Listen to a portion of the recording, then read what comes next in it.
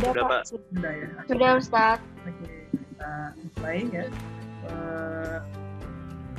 Topik ini penting teman-teman sekalian karena nanti menjadi bekal buat teman-teman untuk mengerjakan tugas kelompok ya. Karena nanti teman-teman kita bagi menjadi beberapa kelompok untuk membahas salah satu tema yang kemudian tema tersebut akan dijadikan sebagai tafsir tematik tertentu. Ya. Jadi kita akan bahas tentang teori dan praktek tafsir tematik.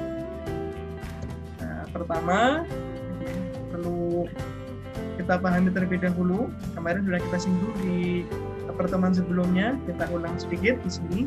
Maudu'i atau bahasa Indonesia adalah tematik, merupakan isim maf'ul dari kata wadha'a yadha'u. Bahasa Arab teman, wadha'a yadha'u wad'an wadi'an maudu'an. Yang artinya adalah sesuatu yang diletakkan ataupun sesuatu yang ditempatkan. Adapun dalam istilah ulumul Quran, kata maudhu artinya adalah topik ataupun tema ataupun tematik. Sehingga ketika kita mendengar tafsir maudhu'i dalam bahasa Arab, maka dalam bahasa Indonesia diartikan dengan tafsir tematik.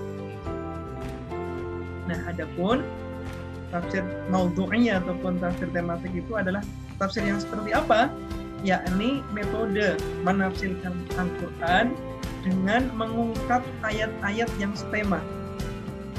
Ayat-ayat yang setema tersebut ya, dikaji secara mendalam dalam lingkup tema tersebut. Bahkan kemarin kita kasih contoh, teman-teman ingin mengambil tema tentang komunikasi di dalam Al-Quran. Maka cara untuk menafsirkan tadi komunikasi menggunakan metode tafsir maudhu'i adalah dengan cara mengumpulkan berbagai macam ayat-ayat yang isinya itu tentang komunikasi. Nanti komunikasinya pun sangat banyak, apakah komunikasi dalam lingkup keluarga. Nanti kita lihat di Al-Quran ada misalkan komunikasi antara Nabi Ibrahim alaihissalam dengan Ismail putranya. Kita mendapati ada Nabi Nuh alaihissalam yang berkomunikasi dengan putranya Kan'an. Kemudian kita mendapati ada komunikasi Nabi Nuh dengan kaumnya. Lalu Nabi Ibrahim dengan bapaknya Azar. Atau misalkan komunikasi antar satu kepala negara dengan kepala negara yang lain. Dalam konteks itu adalah Ratu Bilqis atau Balqis dengan Nabi Sulaiman. Nah, ini juga ayat tentang komunikasi. Ataupun komunikasi antara salah satu hamba Allah yang soleh, yakni Luqman Al-Hakim dengan putranya, ya bunayya la tusyrik billah syirka la dzulmun adzim, dan seterusnya. Ini contoh komunikasi-komunikasi baik yang bersifat intrapersonal ataupun antar personal. Ini ayat-ayat tentang komunikasi dikumpulkan lalu kemudian dikaji secara mendalam dalam lingkup tema tersebut. Nah, ini contoh metode tafsir maudhu'. Nanti secara lebih detail seperti apa langkah-langkahnya akan kita pelajari bersama-sama di slide berikut.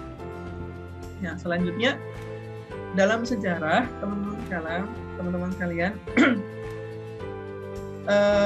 ide dasar tafsir tematik ini ya, berangkat dari pernyataan salah seorang ulama yang bernama Syekh Ibrahim bin Umar Al-Biqai. Beliau hidup sekitar tahun 800-an Hijriah.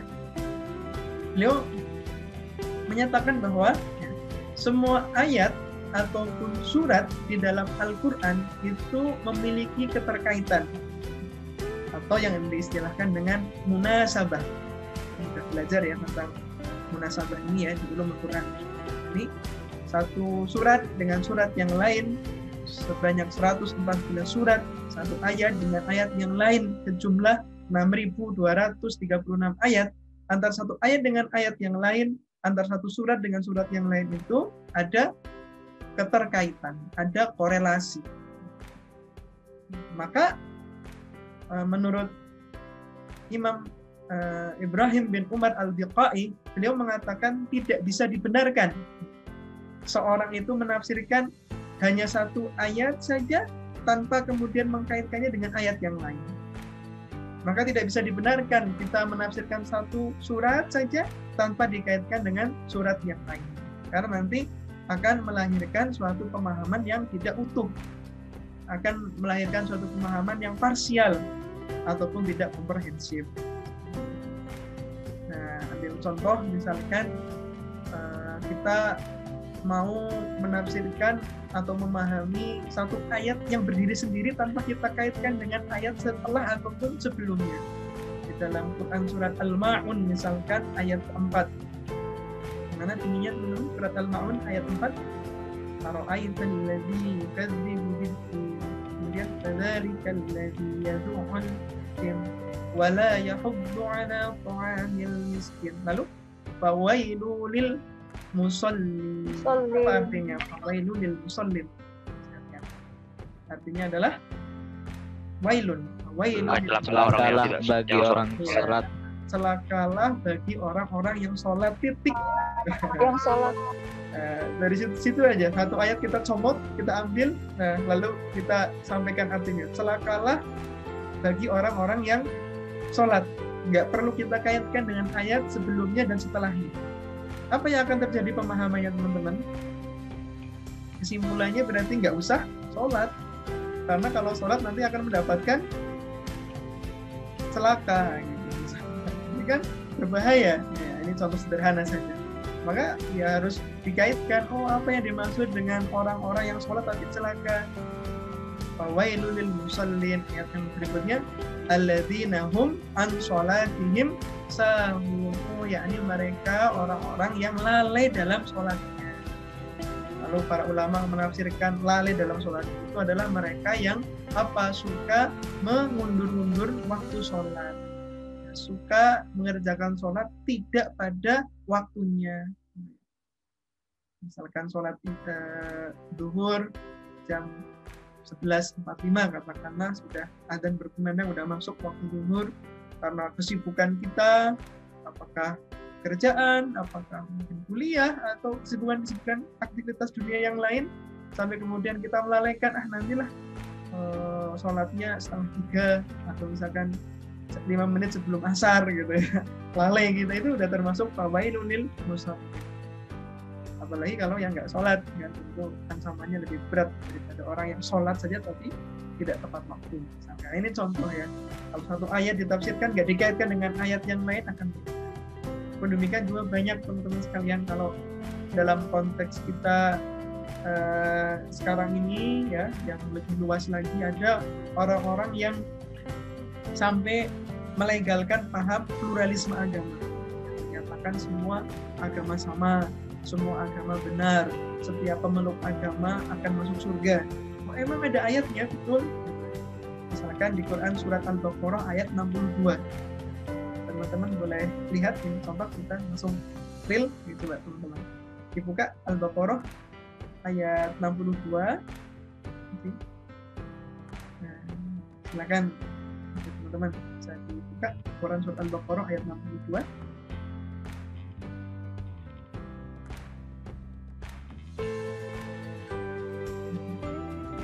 Sudah bisa minta tolong dibacakan.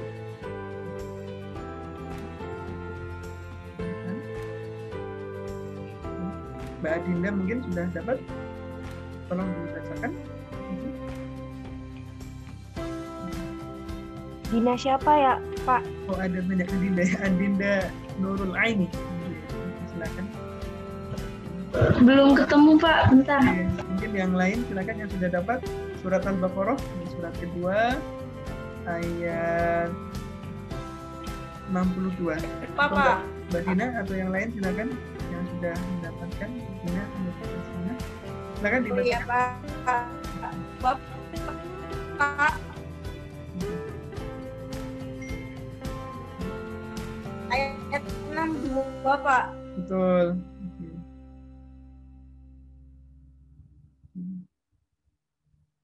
Di situ ayatnya berbunyi,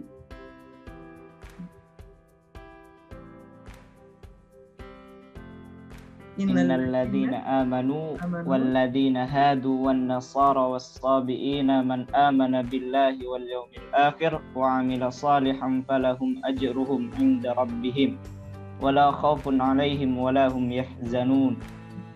Dibacakan artinya, Mas Hasbi. Sesungguhnya orang-orang yang beriman, siapa saja di antara mereka yang beriman kepada Allah dan hari akhir dan lakukan kebajikan, mereka mendapatkan pahala dari Tuhannya. Tidak ada rasa takut pada mereka dan mereka tidak bersedih hati. Oke. Kalau misalkan kita ambil contoh, mengambil satu ayat ini, tidak kita kaitkan dengan ayat yang lain, terkesan memang bukan cuma kita orang-orang yang beriman yang akan masuk surga, tapi disebutkan di situ innal ladzina amanu wal ladzina hadu, orang-orang Yahudi, kemudian wan nasoro, dan orang-orang Nasrani. Asalkan mereka Yahudi, Nasrani, kemudian as-sabiun atau as-sabiin, mereka beriman kepada Allah, kemudian beriman kepada hari akhir, kemudian beramal kebaikan, beramal soleh, falahum ajruhum 'inda rabbihim wala khaufun 'alaihim wala hum yahzanun. Mereka akan mendapatkan pahala dari Allah, dari Tuhan, kemudian tidak ada rasa takut dan tidak pula mereka bersedih hati. Ini berarti sama surga dong semuanya, bukan cuma orang yang beriman. Kalau cuma ngambil satu ayat itu, padahal kalau kita kaitkan dengan ayat yang lain, maksudnya tidak seperti itu. Inilah apa kemudian kita perlu melakukan tafsir tematik. Nah, ini tadi beberapa contoh saja. Nah, poin yang kedua, teman-teman sekalian, Imam Asy-Syatibi juga menegaskan apa yang disampaikan oleh Imam Ibrahim bin Umar Al-Biqai. Beliau menyebutkan Al-Quran itu merupakan satu kesatuan, karenanya harus dipahami secara integral, secara menyeluruh dan tidak boleh sepotong-sepotong. Karena nanti kalau hanya mengambil 1-2 ayat, tidak dikaitkan dengan ayat yang lain, nanti akan menghasilkan pemahaman yang sepotong-sepotong juga, yang salah dan tidak lengkap. Lalu Syekh Mahmud Saltut, mantan rektor Al-Azhar, ketika itu juga menggalakkan kajian tafsir tematik Al-Quran di Masjid Al-Azhar, di kampus Al-Azhar. Nah, sehingga dari kajian-kajian tersebut ya banyak tokoh yang kemudian melahirkan karya tentang tafsir tematik. Misalkan ada kitab yang berjudul Al-Insan fil Quran dan Al-Mar'ah fil Quran. Al-Insan artinya adalah manusia, konsep manusia menurut Al-Quran, ataupun Al-Mar'ah fil Quran, konsep perempuan menurut Al-Quran, terus oleh Abbas Mahmud Al-Aqrad. Ataupun dalam hal ekonomi ada juga kitab yang berjudul Ar-Riba fil Quran, riba dalam perspektif Al-Quran. Nah, kalau dalam konteks di Indonesia ada beberapa tokoh yang sering menggunakan metode tafsir maudhu'i ini, misalkan Profesor Dr. Quraish Shihab. Kalau nggak salah saya punya PDF-nya, teman-teman, nanti akan saya share ya ke teman-teman untuk memberikan contoh seperti apa tafsir maudhu'i atau tematik yang menggunakan bahasa Indonesia.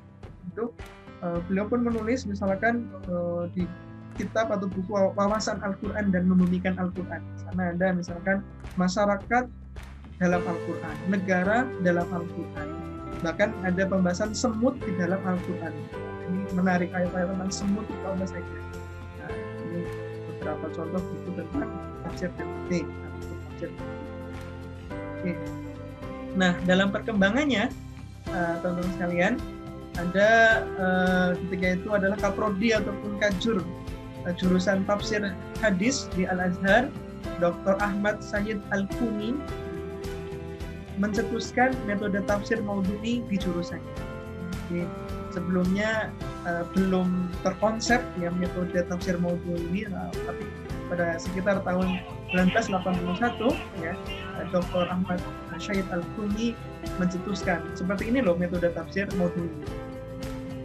Lalu Dr. Al-Husaini Abu Farhah juga menulis Al-Futuhat Ar-Rabbaniyah fi Tafsir Al-Maudhu'i lil Ayatil Qur'aniyah.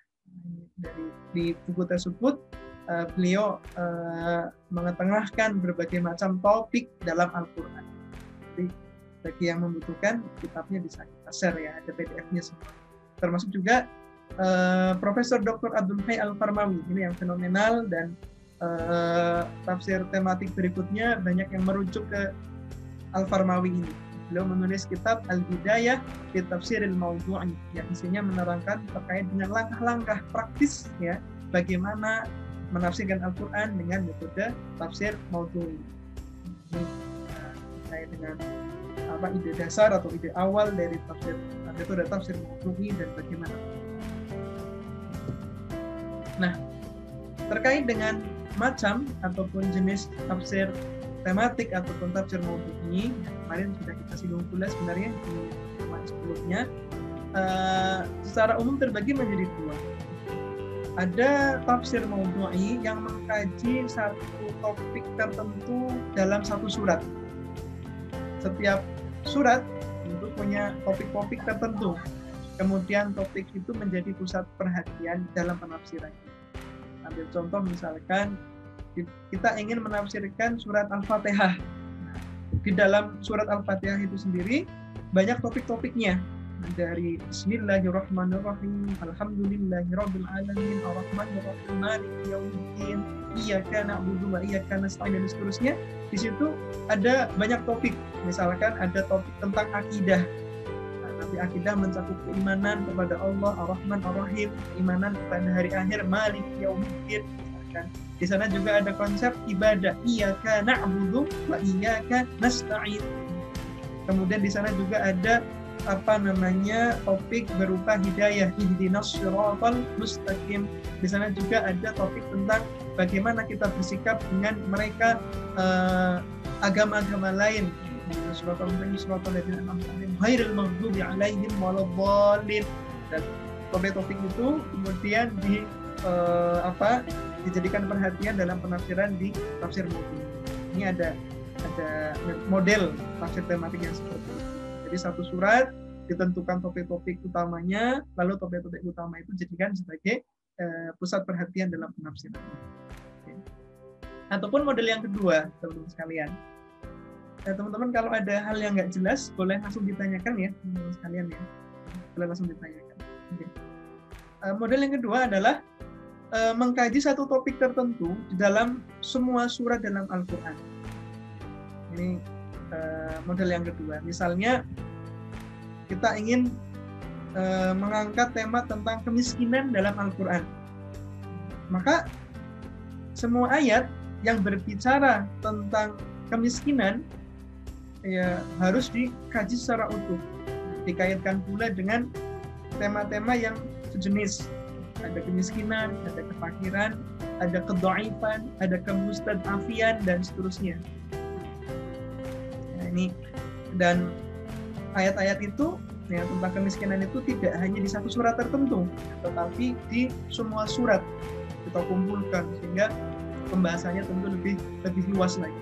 Jadi ada tafsir tematik berdasarkan surat tertentu, nah, ada juga tafsir tematik yang mencakup semua surat di dalam Al-Quran. Ini hampir sama. Nah, langsung saja ke sini teman-teman sekalian. Terkait dengan langkah-langkah ya, dalam menggunakan metode tafsir tematik. Jadi teman-teman bisa memanfaatkan ataupun menggunakan langkah ini ketika nanti kita akan bagi teman-teman menjadi beberapa kelompok dan masing-masing kelompok membahas tema tertentu. Nah, yang pertama kita langkahnya adalah menentukan topik ataupun tema yang akan kita angkat dalam tafsir kita. Ambil contoh misalkan teman-teman akan mengangkat tema tentang tadi misalnya komunikasi ataupun dakwah dalam perspektif Al-Quran. Atau yang tertarik masalah politik boleh ya kita mengangkat politik dalam perspektif Al-Quran, ataupun pas lagi hangat tentang kepemimpinan perempuan boleh ya kepemimpinan perempuan dalam perspektif Al-Quran, ataupun tema-tema yang lain LGBT dalam perspektif Al-Quran. Nah, ini juga boleh kita tentukan dulu temanya. Nah, maka kalau kita sudah menentukan temanya, Langkah yang kedua adalah menghimpun serta menetapkan ayat-ayat tentang topik yang dipilih. Kalau kita tadi udah menetapkan memilih tentang tadi misalkan kepemimpinan perempuan dalam perspektif Al-Quran, maka kita himpun ayat-ayat yang berkenaan dengan itu. Misalkan contohnya di Al-Quran ada ayat yang menerangkan tentang kepemimpinan Ratu Balkis atau Ratu Bilqis. Ini ayat-ayatnya apa saja dikumpulkan. Lalu kemudian dikaitkan dengan bagaimana komentar Allah terhadap pimpinan antara laki-laki dan perempuan. An-Nisa ayat 34, Ar-rijalu qawwamuna 'alan nisa, dimasukkan di sini. Atau di ayat yang lainnya yang berbicara masalah perempuan dan kepemimpinannya dikumpulkan. Kalau kita mau berbicara ataupun mengangkat tema tentang komunikasi sebagaimana tadi di awal sudah kita beri contoh seperti itu, dikumpulkan komunikasi dalam lingkup keluarga, komunikasi dalam lingkup negara, komunikasi dalam lingkup misalkan nabi dan umatnya dan seterusnya, itu kita kumpulkan ayat-ayatnya menjadi satu kesatuan. Nah, setelah ayat yang tadi kita kumpulkan sudah terhimpun, lalu kemudian kita rangkai urutan ayat tersebut berdasarkan masa turunnya ayat ataupun berdasarkan ilmu tartib nuzul. Mohon konfirmasinya teman-teman, mungkin di ulumul Quran sudah belajar tentang ilmu tartib nuzul belum? Kan ada ilmu munasabah, ada ilmu asbabun nuzul, ada juga ilmu tartibun nuzul. Kalau ilmu asbabun nuzul, ilmu tentang apa teman-teman sekalian? Sedikit mereview ilmu asbabun nuzul. Sebab turunnya Al-Quran. Sebab turunnya Al-Quran, baik suatu peristiwa atau pertanyaan atau kondisi tertentu yang kemudian mendorong melatar belakangi turunnya ayat dalam Al-Quran. Kalau ilmu munasabah tadi udah kita singgung, ya ini ilmu yang membahas tentang keterkaitan satu surat atau satu ayat dengan ayat yang lainnya. Kalau ilmu tartibun nuzul adalah ilmu yang mengkaji tentang ayat mana yang turun terlebih dahulu dan ayat mana yang turun setelahnya. Sudah mengkaji juga ya teman-teman ya? Yang tartibun nuzul ini pernah belajar? Mohon konfirmasinya? Belum, Pak, belum. Belum ya? Oke. Belum, Pak. Sedikit saya kasih gambaran ya teman-teman sekalian. Contoh daripada ilmu tartibun nuzul. Ambil kasus misalkan tentang larangan minum khamr.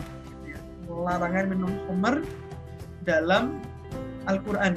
Ternyata kalau kita mengumpulkan ya, ayat-ayat tentang larangan minum khamr, di situ ayat-ayatnya itu nampak turunnya itu secara bertahap.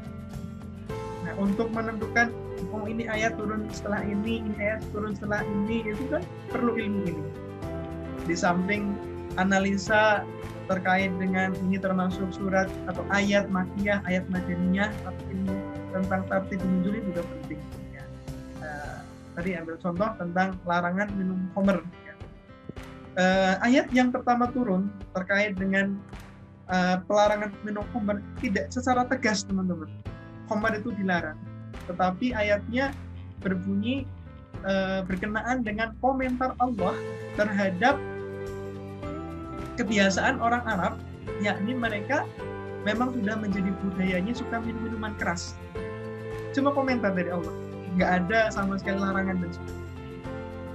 Lalu turunlah ayat berikutnya di surat Al-Baqarah misalkan, di situ Allah mulai mengajak berpikir orang Arab, tentu para sahabat juga ketika itu ya, yang hidup di tengah-tengah Rasulullah ya, bahwasanya yas'alunaka 'anil khamri wal maisir. Al-Baqarah disebutkan mereka para sahabat kaum muslimin ketika itu bertanya kepada Rasulullah 'anil khamri wal maisir, tentang khamr dan perjudian. Kemudian apa lanjutan ayat tersebut? Fihi ismun wa manafi, ya di dalam perjudian, termasuk juga di dalam meminum khamr itu fihi ismun wa manafi, ada aspek positif, ada aspek negatif. Tapi disebutkan wa itsmuhuma akbaru minafihima. Tapi bahaya daripada khamr dan perjudian itu lebih besar daripada manfaatnya.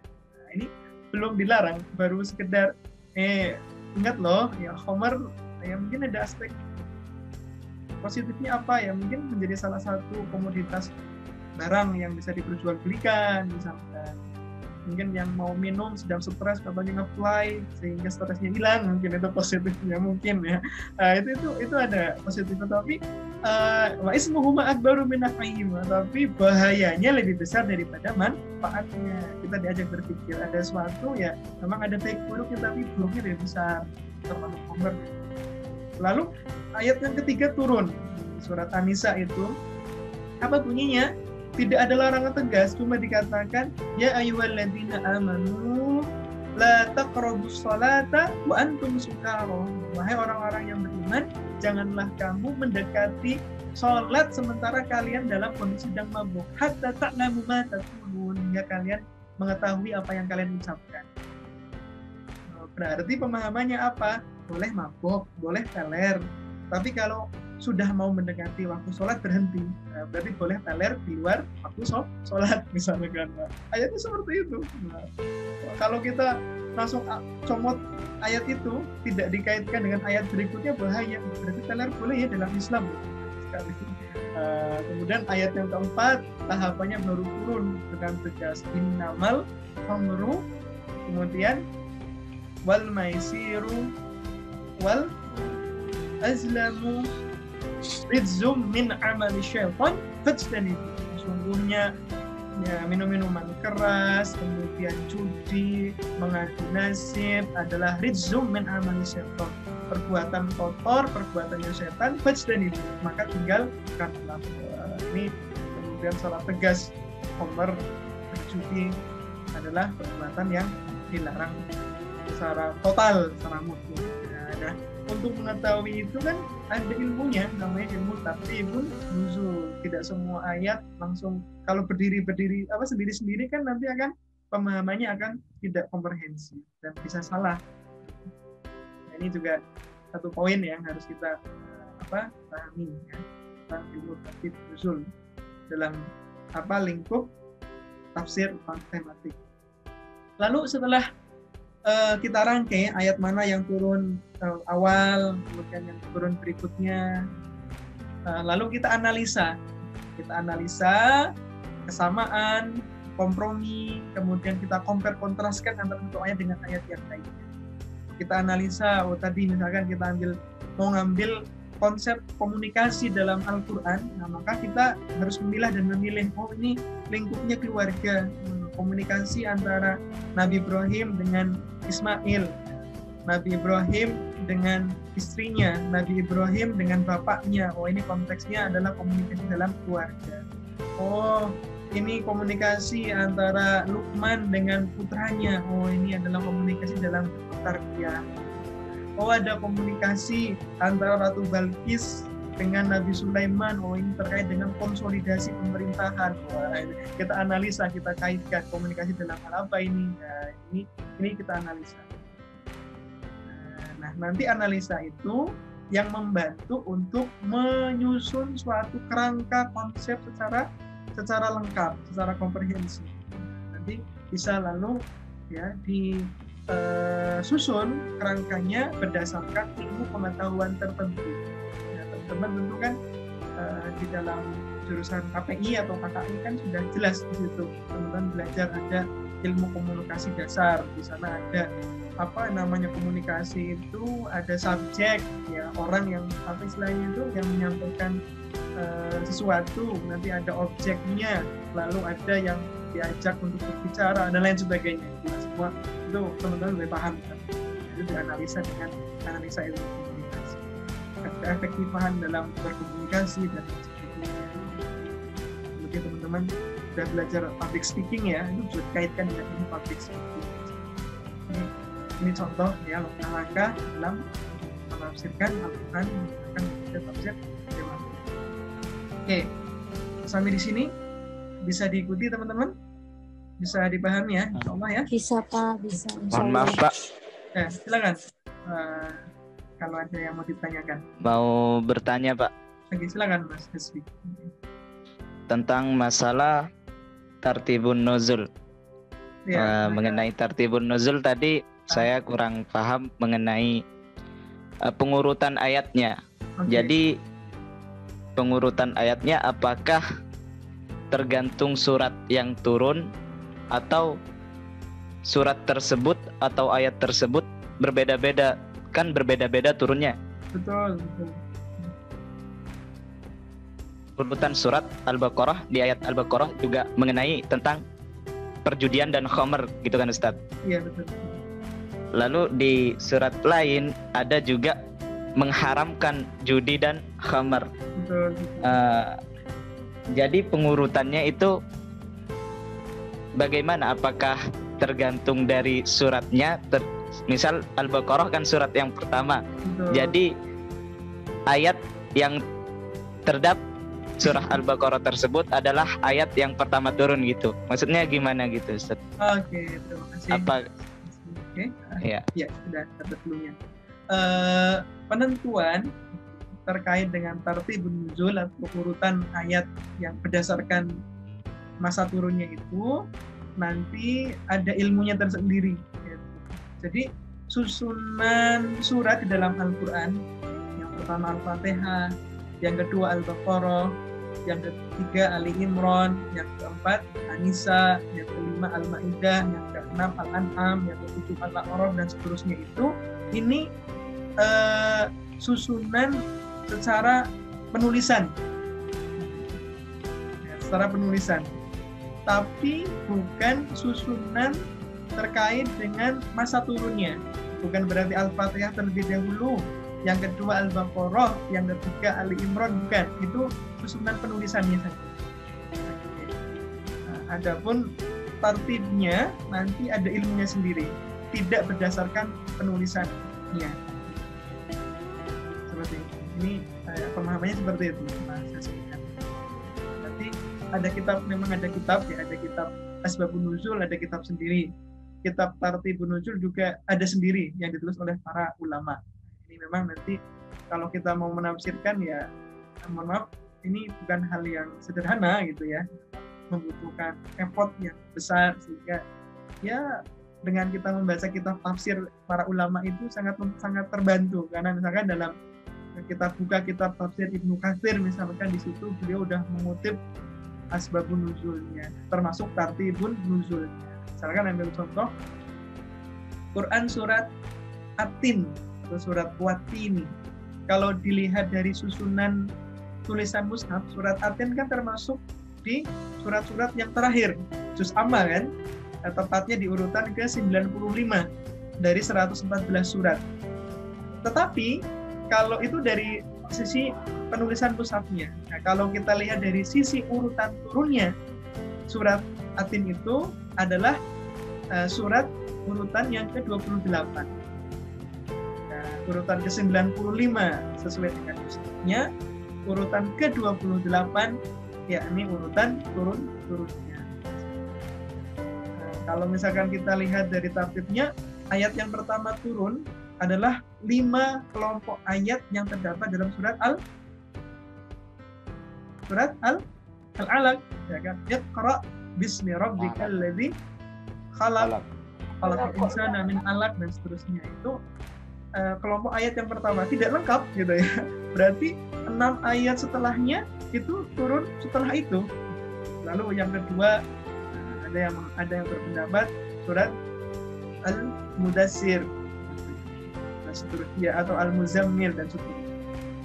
Termasuk ayat yang terakhir kali turun, pendapat jumhur atau mayoritas adalah Quran surat Al-Maidah ayat 3 yang al-yauma akmaltu lakum dinakum wa atmamtu alaikum ni'mati wa raditu lakum al-islam dinan. Ini para ulama menegaskan ini termasuk surat ataupun ayat yang terakhir kali turun ketika Rasulullah melakukan haji wada, haji penutupan ketika itu. Nah, padahal suratnya adalah Al-Maidah. Itu surat keberapa teman-teman? Surat ke-5. Nah, ternyata termasuk ayat yang terakhir kali turun, bukan surat An-Nas. Jadi perlu dipahami ya teman-teman. Jadi ada penulisan secara mushaf, ada juga ayat surat-surat atau ayat-ayat yang diturunkan atau disusun sesuai dengan masa turunnya.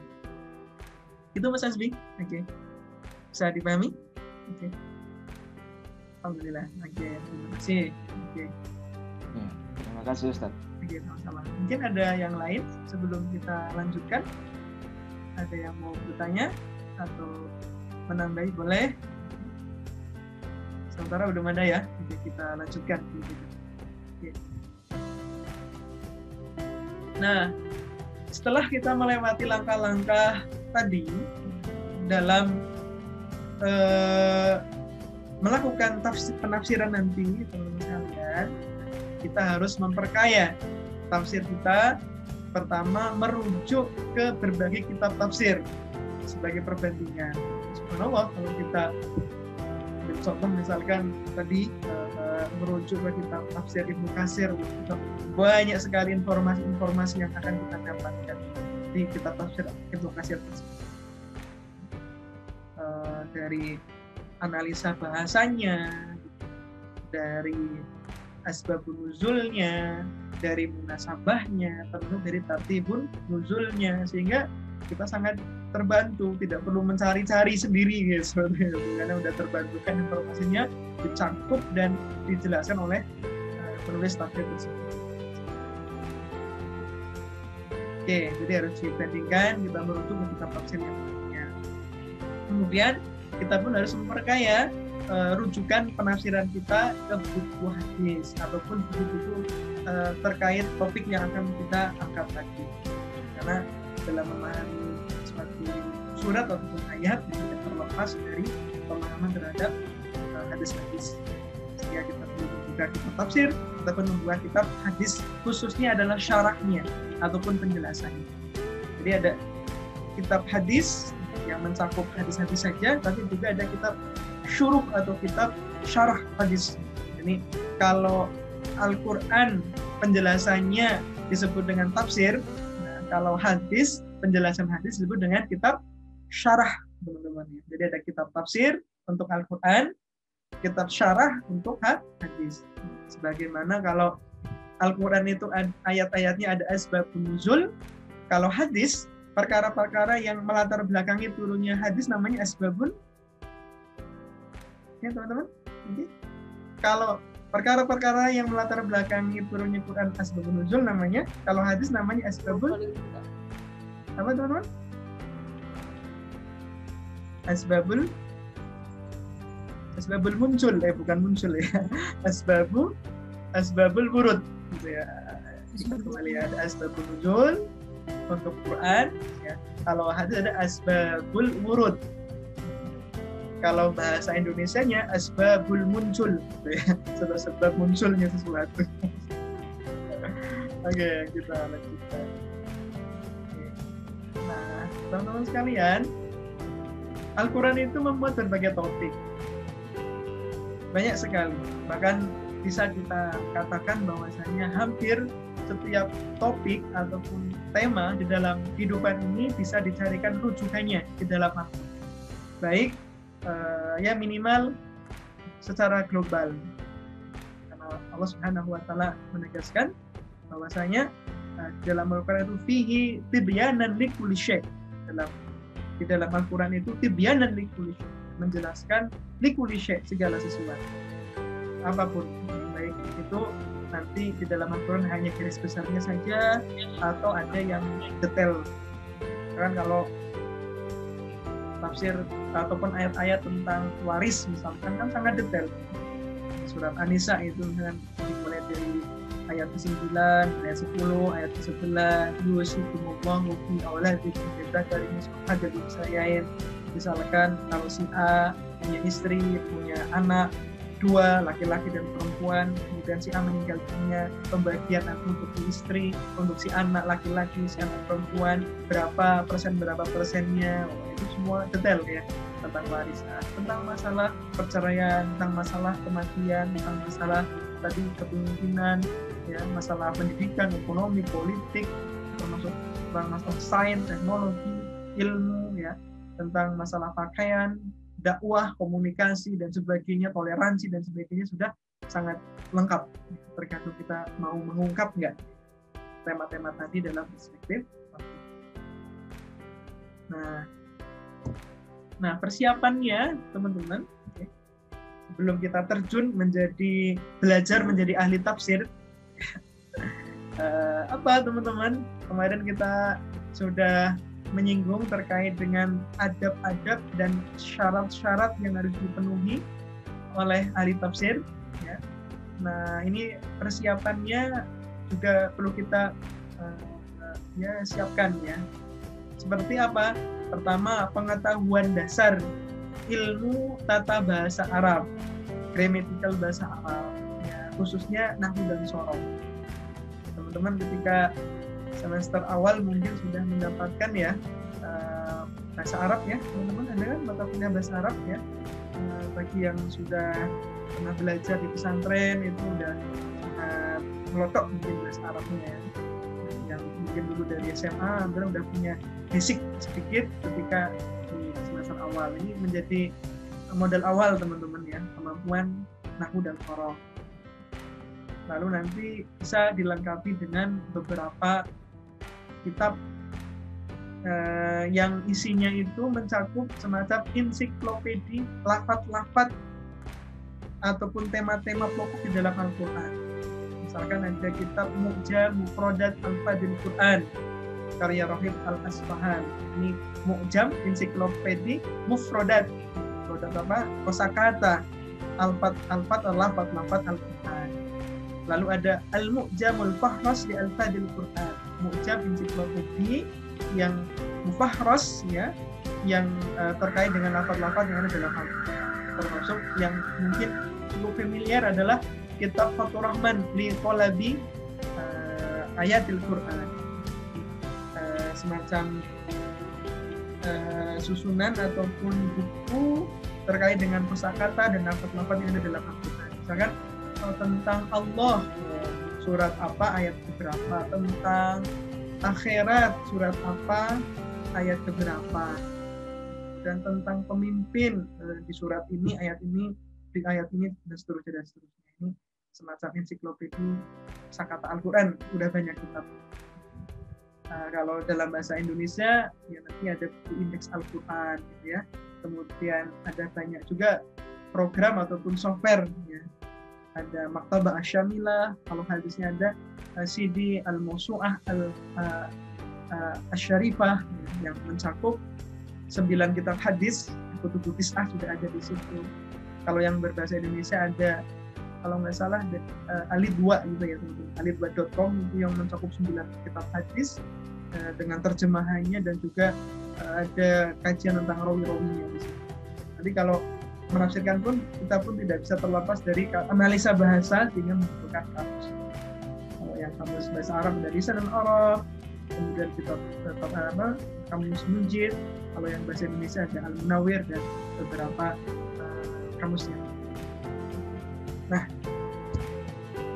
teman-teman sekalian, bagaimana cara mencari tema, kajian tema, ya, jika kita ingin melakukan langkah tafsir tematik tadi. Pertama, tadi ya, kita harus menentukan tema tertentu, lalu mencari kata kuncinya atau kata dasarnya dan akar katanya. Misalkan kita akan mengkaji topik tentang kemiskinan di dalam Al-Quran, maka kita ambil kata kuncinya miskin. Kata kuncinya adalah miskin, miskin. Apa kata dasar atau akar kata dari miskin? Dari kata sakana yaskin. Kita cari kata sakana itu di kamus atau di ucap. Nanti akan ketahuan kata sakana itu artinya apa. Kalau misalkan kita cari di Mu'jamul Fahras di Al-Fadil Quran tadi, akan muncul kata-kata sakana dalam Al-Quran terdapat di ayat ini, surat ini, dan sebagainya. Lalu cari acuan ataupun wazannya miskin dari kata sakana. Miskin berarti wazannya adalah mit'il, jamaknya mafa'il, masakin. Ini kan menggunakan non-lisan nahwu sorof ya, bisa lihat. Nah, lalu cari semua kata miskin dan pecahannya, derivasinya. Nah, selain kata miskin, ada juga kata lain yang dekat dengan topik ini. Kata miskin sering disandingkan dengan kata fakir atau fukara atau dhaif, du'afa, mustad'afin, kemudian asail, yatim, yatama, dan seterusnya. Nah, kalau udah dapat ayat-ayat itu dikumpulkan sebagaimana langkah yang sudah kita bahas sebelumnya. Kalau misalkan contoh lain kita mau mengambil katakanlah tema tentang gunung di dalam Al-Quran, maka gunung, bahasa Arabnya gunung itu apa? Jabal atau jibal jamaknya, atau atur ya, waturi sinin, watini wazaitun, waturi sinin, watur. Wah, ini juga artinya adalah gunung. Maka cari kata jabal atau jibal tadi, dari kata jim, ba, lam, atau kata tur dari kata ro, wawu, ro. Lalu kemudian kata-kata tersebut ya kita cari ayat-ayat diinventarisir, lalu kemudian dibuat outline. Demikian juga kata riba ataupun topik tentang zalim, tentang komunikasi dan lain sebagainya. Oke, teman-teman, nah, mudah-mudahan penjelasan yang singkat ini bisa sedikit memberikan gambaran tentang teknis metode tafsir tematik.